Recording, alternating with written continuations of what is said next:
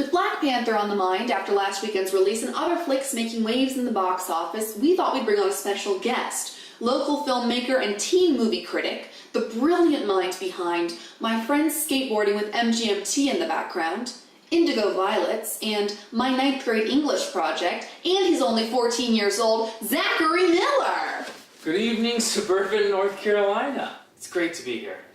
We're happy to have you here, Mr. Miller. Zachary's fine. It'll be nice to go on a first-name basis with someone for once instead of hearing Mr. Miller PGA all the time.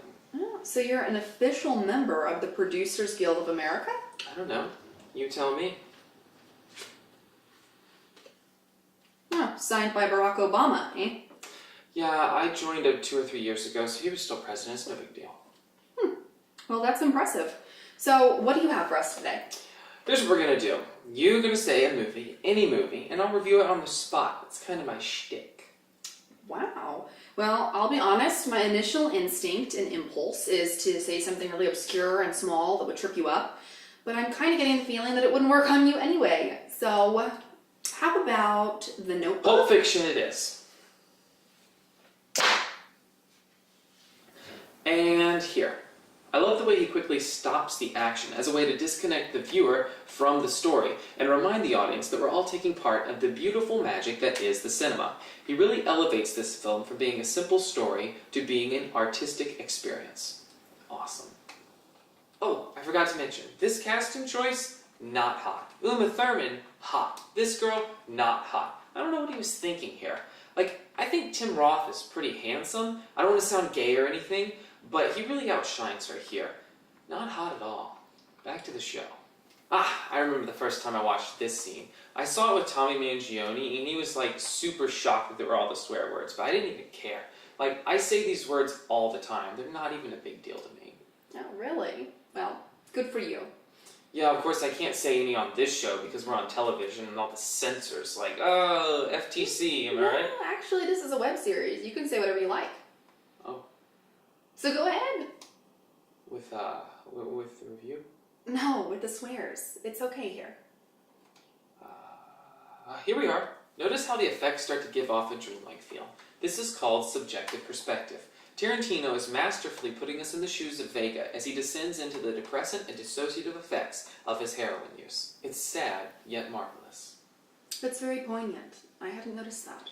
Plus, in the next scene, Uma, I call her Uma, is wearing a low-cut shirt, and I think you can see a nip right here. Oh, wait, I missed it.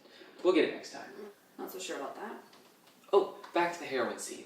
John Travolta was told for his career-reviving role to try getting wasted in a hot tub to see what heroin's really like. I think it paid off. He really nails the role. I concur. But, like, I don't think alcohol's that big of a deal. Like, I drink all the time, and it's nothing. Oh, really? Yeah, this one time, my friends and I drank a whole 6-pack of O'Doul's, and Tommy threw up, but I didn't. Wow, that's really a lot. You must be quite the tough guy. I don't know. Let's get back to the movie. This is a really great scene. Tarantino gives Butch Coolidge the chance to do the right thing and save Marcellus, even though he wants him dead. It's a really beautiful reminder that even the worst people can change and the slummiest people can do the right thing when it counts. That's really beautiful, Zachary. Listen, Mel, we've grown really close the last couple of minutes, so you can call me Zach. You know, Zachary is fine. Shall we go on? Yes, please. I really don't like that black bodysuit in this one. I don't really know what it's for, but it gives me the creeps, and I found one in a closet at my house. I do not like it. So there are things you actually don't like. Finally, we make it to the climax of the film. Jules practices redemption and forgiveness for the first time in his life, and the robbers get a second chance to turn things around.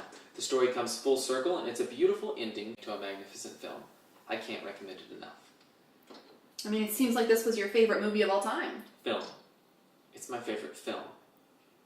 And yes, it's near the top. The disordered storytelling structure, use of hyper-realistic dialogue, and retro world-building all combine to make a cinematic experience for the ages.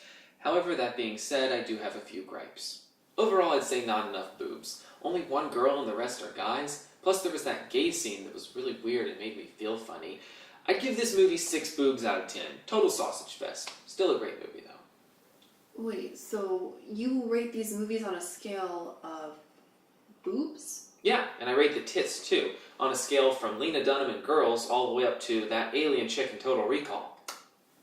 All right, well, there you have it, folks. Sometimes I write poems about them. Any new films in the works? Well, I've been really busy with PSATs lately, so I've been laying low for a while. But we do have a sequel in the works for My Friend Skating with MGMT in the background, called My Friend Skating with MGMT in the Background 2, My Friend Skating with Migos in the background. It's going to be a really big hit. We're looking at about a 120 view YouTube debut box office with about 30 views on Vimeo. I'd like to see Tommy Mangione top that. I thought you two were friends. We don't hang out anymore. I'm sorry to hear that. It's not a big deal. I don't care. He's stupid anyhow.